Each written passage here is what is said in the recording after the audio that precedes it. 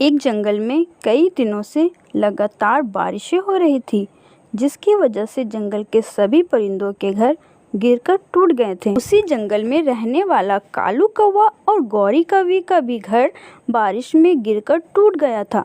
वो दोनों खुले हुए घोंसले में बैठे बारिश में भीग रहे थे। कालू जी, ऐसे कब तक हम बैठकर भीगते रहेंगे?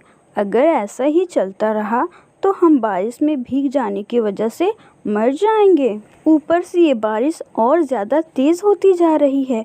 ऐसे कब तक चलता रहेगा कालू? कुछ तो करना ही होगा। कहीं और रहने का ठिकाना ढूंढो। हाँ गौरी कौवी, तुम ठीक कह रही हो। और कुछ दिन हम ऐसे ही बैठे रहें तो इस बारिश में ही भीग जाने की वजह से हम दोनों की मौत हो जाएगी। ऐसा करते हैं, हम रानी चिड़िया के घर चलते हैं। वो अपना घर बहुत ही मजबूत बनाई है। वो हमें अपने घर में ज़रूर रहने के लिए आसरा देगी। सिर्फ बारिश रुकने तक अगर वो हमें अपने घर रहने दे दे तो बहुत अच्छा होगा। फिर उसके बाद हम भी अपना मजबूत और पक्का घर बना लेंगे। फिर वो दोनों हस्बैंड वाइफ रानू चिड़िया के घर आकर उसका डोर नॉक करते हैं। रानू बहन, प्लीज़ दरवाज़ा खोलो। हम हैं कालू और गौरी, हम बारिश में भीग रहे हैं। प्लीज़ डियर, दरवाज़ा खोलो। हाँ रानू बहन, प्लीज़ दरवाज़ा खोलो। हमारा घर बारिश में टूटकर गिर गया है। हम बेसहारा हो गए हैं। प्लीज़ डियर, जल्दी से दरवाज़ा खोलो। अरे आप लोग दोनों ऐसे बारिश में क्यों भीग रहे हैं? चलो चलो जल्दी से पहले अंदर आओ, फिर बात होगी। फिर रानू चिड़िया उन दोनों को अपने घर के अंदर ले आती है। रानू चिड़िया, तुम्हारा बहुत शुक्रिया कि तुमने हमें रहने के लिए जगह दी। इतने दिनों से हम बारिश में भीग रहे थे। हमारा घर बारिश में टूटकर बिखर गया। कोई बात नहीं कालो भाई, बारिश के मौसम में अक्सर ऐसा होता ही रहता है। इसलिए तो मैंने अपना घर मजबूत और पक्का बनाया। और अगर इस मुसीबत में मैं आपके काम नहीं आऊँगी तो कौन आएगा भला?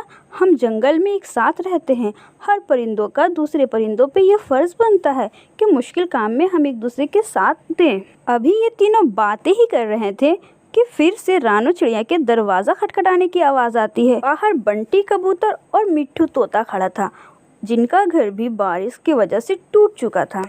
रानू बहन, प्लीज़ जल्दी दरवाज़ा खोलो। हमारा घर बारिश में टूटकर बह चुका है। इस पूरे जंगल में सिर्फ एक तुम्हारा ही घर इतना मजबूत है और हम आसरा लेने तुम्हारे ही पास आए हैं। हाँ रानू बहन, हम बहुत उम्मीदें लेकर तुम्हारे पास आए हैं। प्लीज़ जल्दी दरवाज़ा खोलो। हम बाहर बहुत देर से भीग रहे हैं। मीठू तोता और बंटी कबूतर की आवाज़ें सुनकर कालू कौवा कहने लगता है, रानी चिड़िया, तुम दरवाज़ा मत खोलो। उन दोनों को अंदर नहीं आने दो। वैसे भी तुम्हारे घर में जगह पहले से ही कम है और अगर वो भी आ जाएंगे तो फिर हमें तकलीफ हो जाएगी रहने में। हाँ रानी बहन, उन दोनों को अंदर मत आने दो, कहीं तुम्हारा घर भी टूटकर बह ना जाए। कालू कौवा, गौरी कौवी, ये क्या बातें कर रहे हो तुम लोग? भले मेरा घर छोटा है लेकिन मेरा दिल बहुत बड़ा है डियर। मैं हर परिंदों की मदद करना चाहती हूँ। मैं अपने दोस्तों को तकलीफ में नहीं देख सकती। अगर मैं आप लोगों को अंदर नहीं आने देती तो क्या करते आप लोग इस बारिश में? बोले, सोचे आप ही। रानी चिड़िया की ये प्यारी सी बातें सुनकर गौरी कौवी और कालू कौवा को बहुत शर्मिंदगी महसूस होती है। कालू कौवा रानी चिड़िया से कहने लगता है, रानी बहन, मुझे माफ़ कर दो। सच में आपका दिल बहुत अच्छा है।